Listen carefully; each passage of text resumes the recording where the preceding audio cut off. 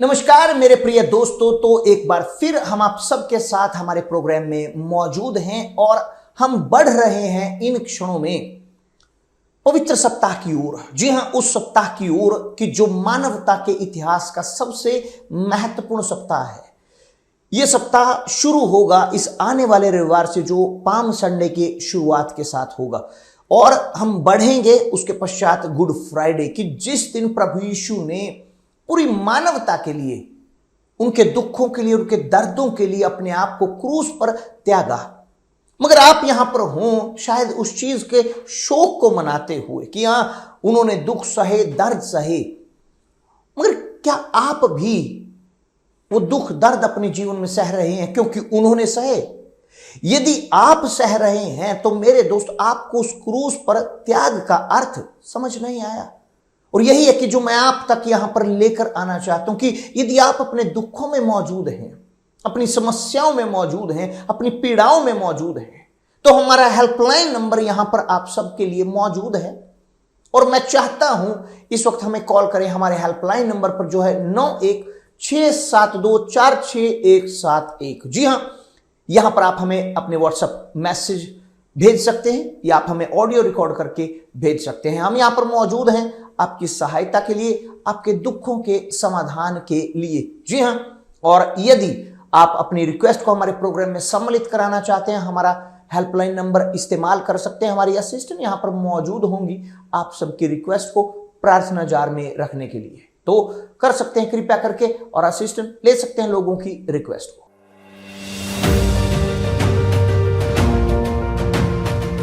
विश्वास और कारण एक साथ काम करते हैं।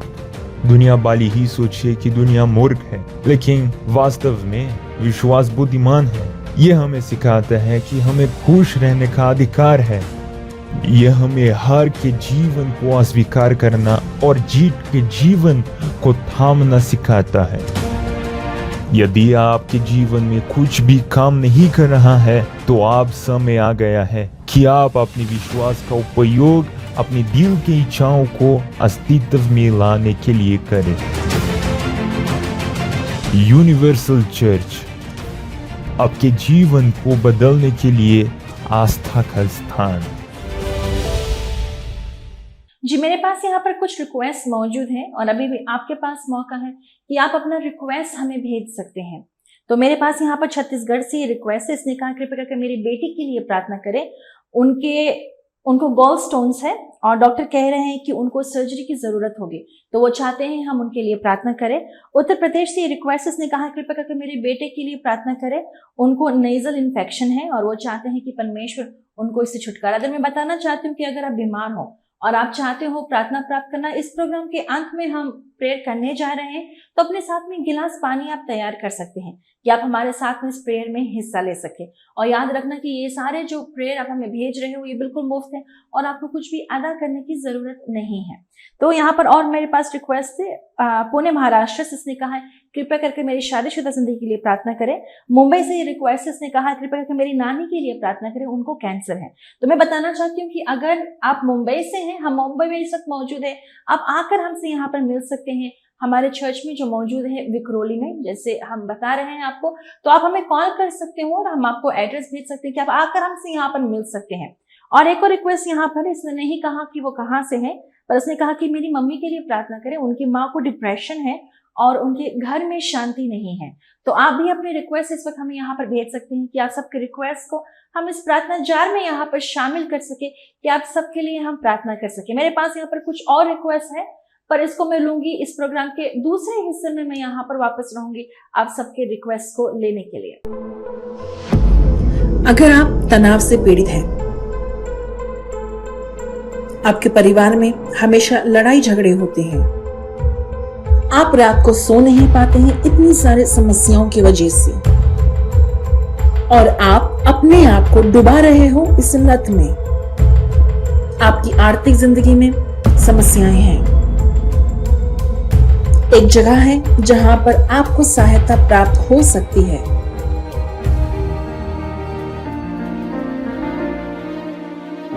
हमसे जुड़े wing A 207 Kailash industrial complex, Vikhroli west, Mumbai, Maharashtra.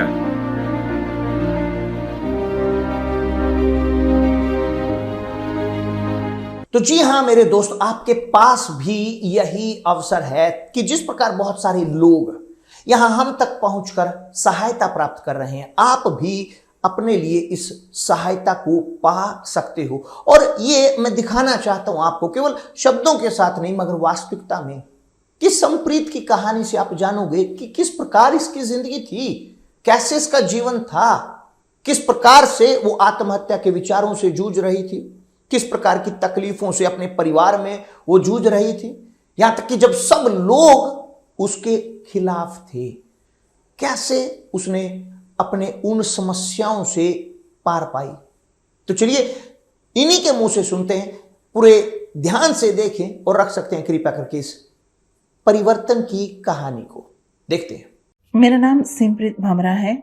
मैं 21 साल की हूँ।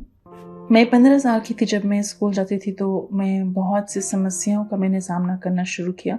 मेरे घर में भी बहुत सारी समस्याएं होती थी। स्कूल में मुझे हमेशा बुली किया जाता था, जिसकी वजह से मेरे अंदर आत्महत्या की इच्छाएं आने लगी। मैं हमेशा बहुत अलग महसूस करती थी स्कूल में, और मैं इन सारी समस्याओं का सामना नहीं करना चाहती थी। मुझे लगा कि अगर मैं आत्महत्या कर लूँ तो बेहतर होगा, और यहाँ तक कि मेरे अंदर कोई आत्मसम्मान नहीं था। मैं हमेशा बहुत कमज़ोर महसूस करती थी, जिसकी वजह से मुझे डिप्रेशन हुआ और मेरे अंदर हमेशा नकारात्मक सोच होती थी और समस्याएं बढ़ती गई, जिसके कारण मेरे अंदर ये इच्छा थी कि मैं अपने आप को मार लूं। मुझे रात को बहुत डरावनी सपने आती थी, मैं रात को सो नहीं पाती थी। यहाँ तक कि मैं अपनी माँ से बहुत लड़ती थी, झगड़ा करती थी उनसे। मेरे अंदर इतना ज़्यादा समस्याएं थी और बहुत ज़्यादा गुस्सा, और जब झगड़े होते थे या कुछ होता था तो मैं एकदम ऐसे शब्द बोल देती जो लोगों को दुख दे। और मैं जानती हूँ कि मैंने बहुत से लोगों को दुख दिया क्योंकि मैं अंदर से ठीक नहीं थी। तो एक दिन मैं अपने घर में थी और मैं बाहर अपने सहेली के साथ में गई, और मैंने देखा कि एक लड़का मेरे पास आया और मुझे ऐसा लगा कि कुछ अलग है उसमें।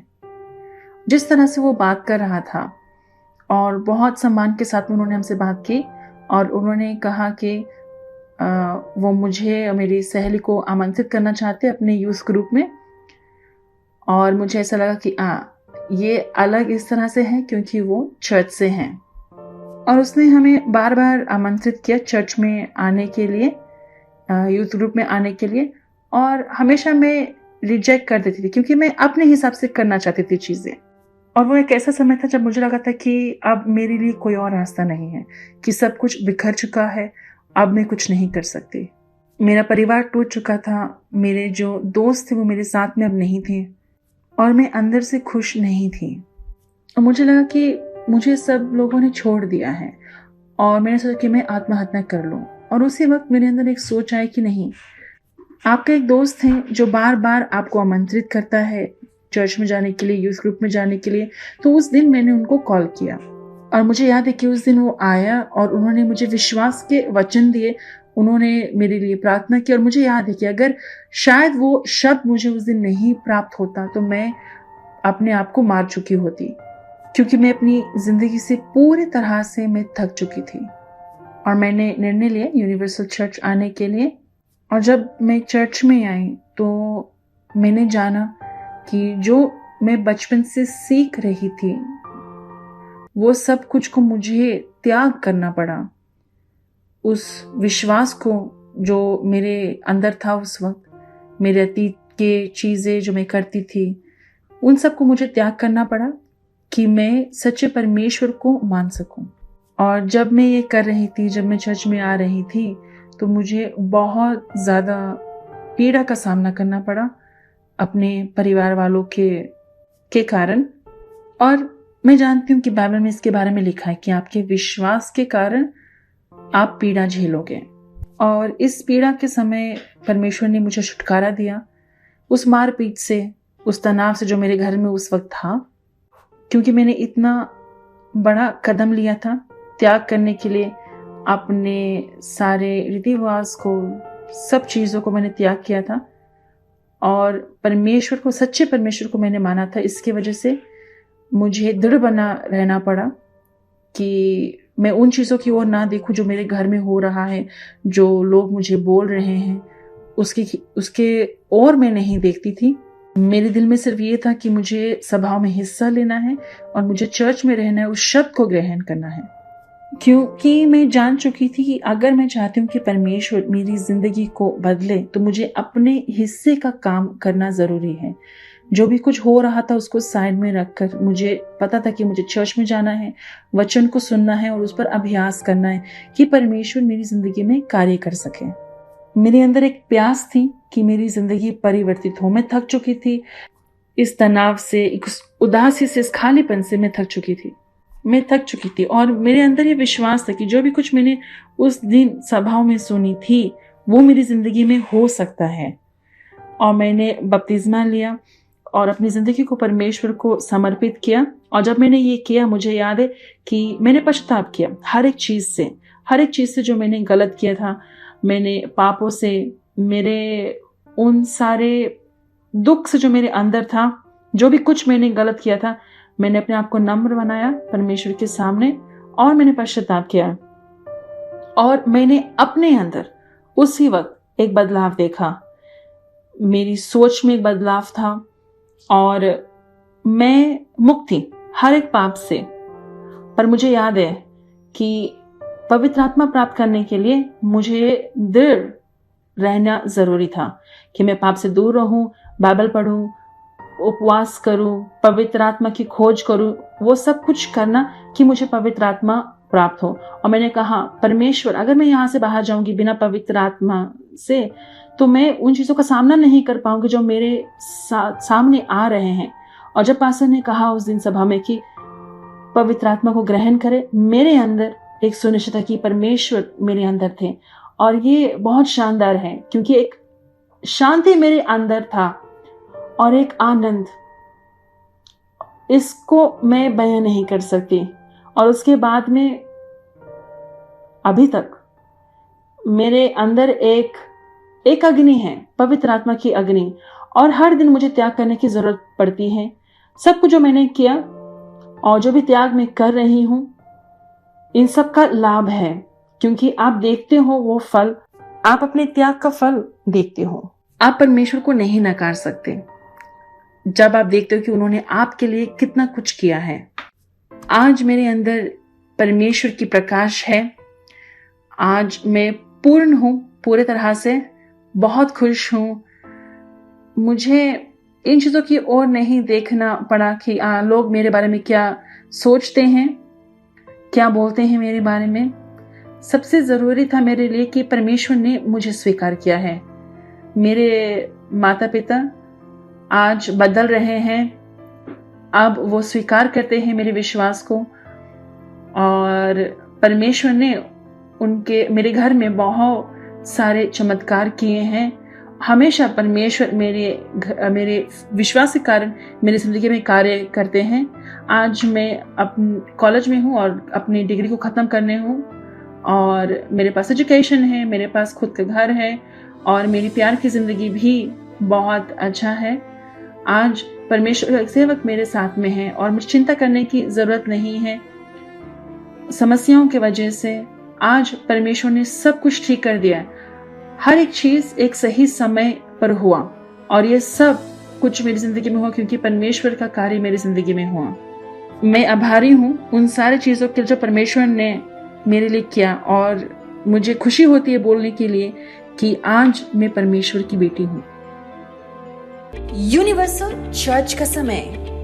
हर सोमवार आप हमारे साथ में जुड़ सकते हो शाम को 7 बजे, जहां पर आप सीखोगे कि किस तरह से परमेश्वर के साथ में आप हर एक चीज में सफल हो सकते हैं। और मंगलवार को शाम को 7 बजे एक खास प्रार्थना होती है आपके स्वास्थ्य के लिए और आपकी जिंदगी के लिए।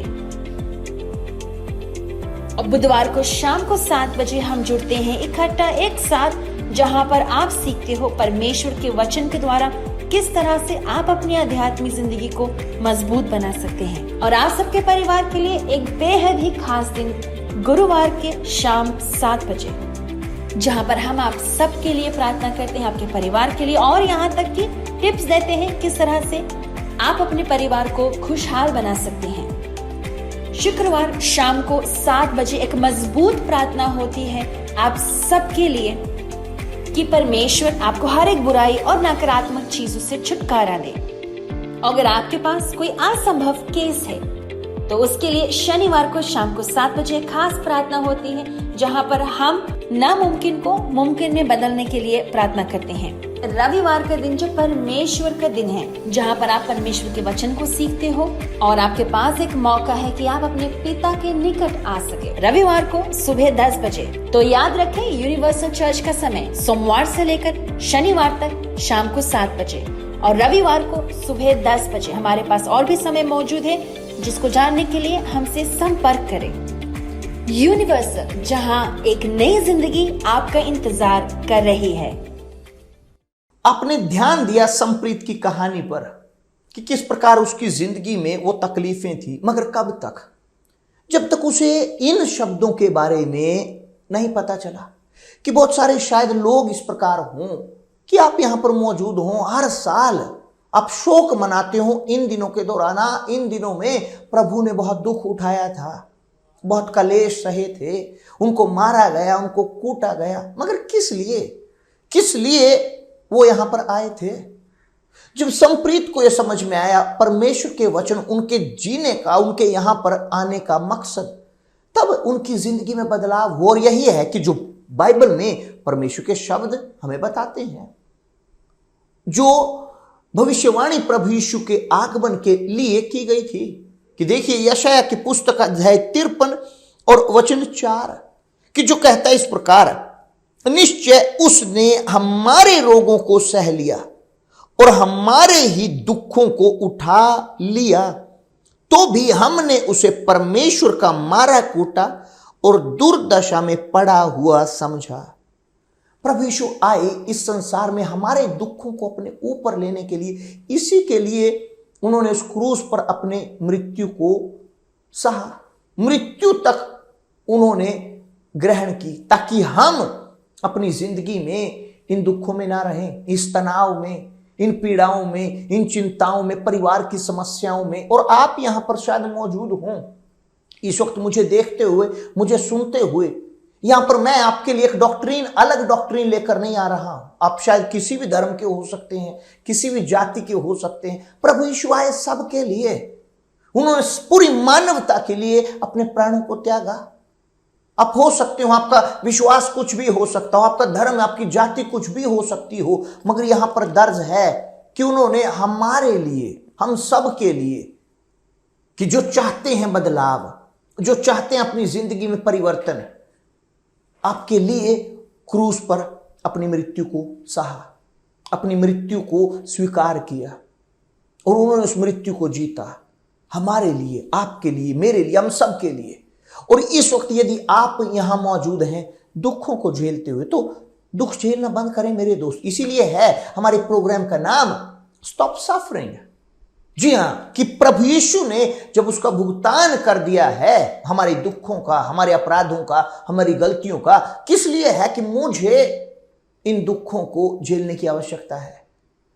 हमारा हेल्पलाइन नंबर एक बार फिर आप सबके सामने मौजूद होगा, जो है 9167246171। क्या है जो आपका दुख है? कहां है, किस पहलू में है आपके जीवन के जो आप दुख झेल रहे हो? आप हमसे शेयर कर सकते हैं। और यदि आप मुंबई से हैं, हम यहां मुंबई में मौजूद हैं, विक्रोली में, आप व्यक्तिगत तौर पर यहां पर हमारे साथ हो सकते हैं, विशेष तौर पर इस आने वाले रविवार को। और यदि आप रविवार तक का इंतजार नहीं कर सकते, आपको अर्जेंट जरूरत है, हम तक हो यहां पर इस शुक्रवार को, कि जहां पर एक विशेष उपवास प्रार्थना के द्वारा हम निश्चय करेंगे कि आप अपने जीवन में इन दुखों से मुक्त हों। तो एक बार फिर असिस्टेंट हमारी मौजूद होंगी। आप जो अपनी रिक्वेस्ट को यहां पर भेजना चाहते हैं भेज सकते हैं, कृपया करके असिस्टेंट।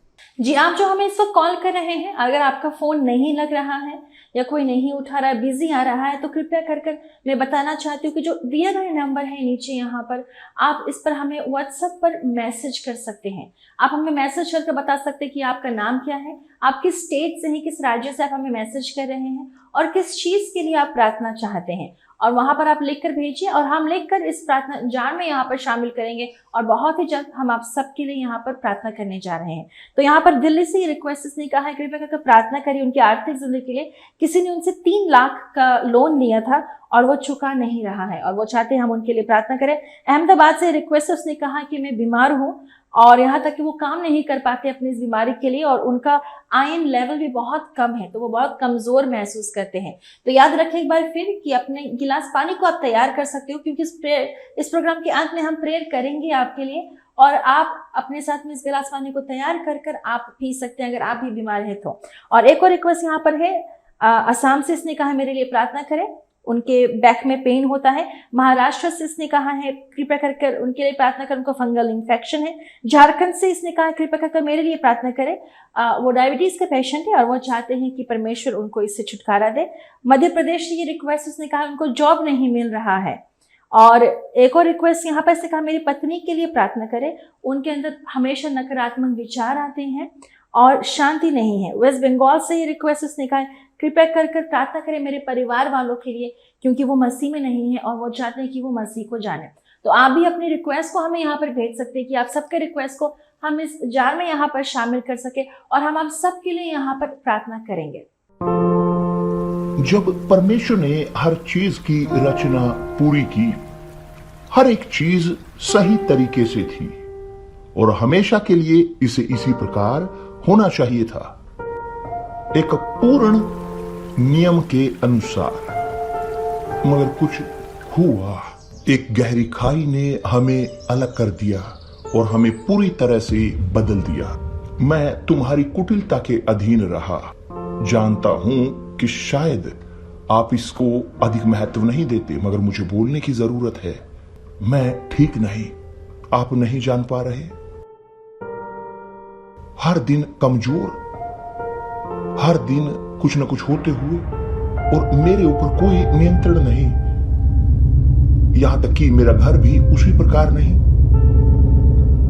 जो पहले जीवन और रंगों से भरा हुआ था वह राख में बदल चुका है। मृत्यु से भरे हुए मैं बदल गया और बदतर होता जा रहा हूं। मुझे बचाने की कोशिश करने का कोई लाभ नहीं। मैं किसी को नहीं बचा सकता। जैसे एक खत्म होता हुआ शरीर, उसके लिए कोई रास्ता नहीं बचाव का। मैं इस भयानक प्रोसेस में पड़ चुका हूं और मेरा अंत निर्धारित है। मैं अब और नहीं सह सकता। जी हां, मैं थक चुका हूं उन चीजों को देखते हुए जो मैं देखता आ रहा हूं। इतने सारे लोग इतने और दर्दों के कारण बदतर होते जा रहे हैं, गलत तरीके से सही करने की कोशिश करते हुए। और किस लिए मैं इस संदेश को लेकर आ रहा हूं? क्योंकि मैं अपने अंतिम दिनों में पहुंच रहा हूं। आप नहीं जान पा रहे, क्योंकि अभी थोड़े दिन बाद आप भी यहां नहीं होंगे। एकमात्र चीज जो मैं आपके लिए कर सकता हूं, आपको चेतावनी दे सकता हूं और करने की जरूरत है, और मैं करता रहा हूं हर रोज हर दिन। मैं संकेत के बाद संकेत देता रहा हूं कि अंत निकट है, ताकि आपके पास समय हो अपना ख्याल रख सके। ना कि मेरा, मगर अपना खुद का। मैं करोड़ों बार इसे देख चुका हूं, आपका शरीर मेरी मिट्टी में लौटते हुए, और आप उसी प्रकार बने रहते हो। क्या आपके साथ होगा? कहां आप जाओगे? यह निर्णय मैं आपके लिए नहीं ले सकता। यह निर्णय हर एक का खुद का है। मगर ना भूलें, अस्तित्व है। जी हां, एक दिन बहुत देर होगी और समय खत्म हो जाएगा जब आपका समय आएगा। पृथ्वी से एक पत्र।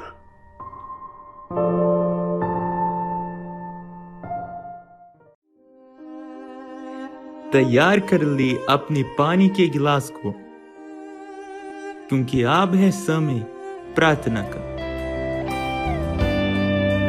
दिन बहुत कम रह गए हैं जिंदगी में मेरी, करना है काम फिर मिलेगा मौका मुझको नहीं, ऐसा ना हो गुजरे दिन कुछ ना कर पाऊं,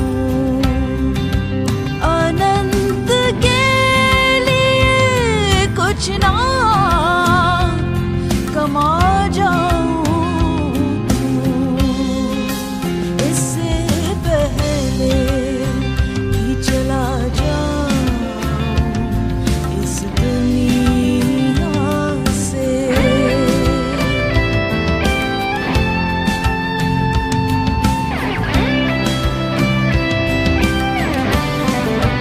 हर पल नसीब हुआ है उसकी रहमत है, उसने दिन जोड़े हैं जिंदगी में, उसका मकसद है, इससे पहले कि हिसाब हो सुधर जाऊं, अनंत के लिए कुछ ना कमा जाऊं।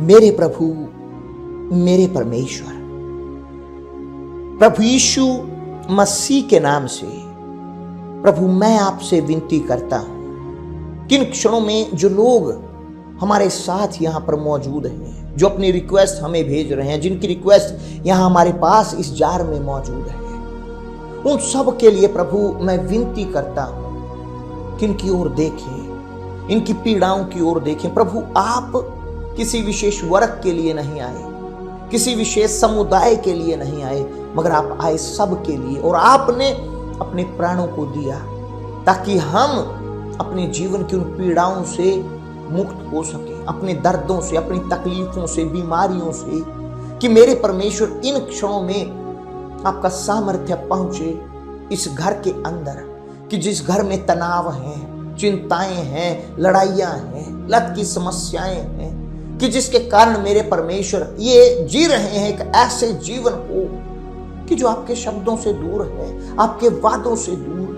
तो इन क्षणों में प्रभु अपना शीश दें और बदलें इन लोगों की परिस्थिति को, कि जब ये मेरी साथ इस प्रार्थना में हिस्सा ले रहे हैं, इन शब्दों को सुन रहे हैं, और यहां तक कि उन्हें नहीं मालूम कि कैसे आपके साथ बात की जाए, मगर विश्वास वो कर रहे हैं, मेरे प्रभु उनके जीवन को स्पर्श करें, कि उनकी जिंदगी से यह बुराई, अंधकार हमेशा के लिए दूर हो, और इस पानी को आशीष दें कि मेरे प्रभु इस पानी के माध्यम से आपकी ताकत इनके अंदर प्रवेश करे, कि मैं निश्चय करता हूं कि ये पानी इनके अंदर मेरे परमेश्वर आपका एक अंश हो, प्रभु यीशु मसीह के नाम से।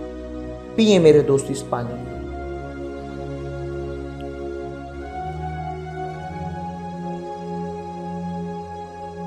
और ग्रहण करें इन्हीं क्षणों में परमेश्वर के आशीष को, और मैं निश्चय करता हूं कि आज से आपका जीवन परिवर्तित होगा, आज से आपकी जिंदगी पूरी तरह से अलग होगी। और गहरी सांस लें और कहें, मैं ग्रहण करता हूं, बोलिए आमीन, आमीन। कि परमेश्वर आप सबका भला करे। तो मेरे दोस्त, आज यहीं पर अपने प्रोग्राम को हम समाप्त करते हैं।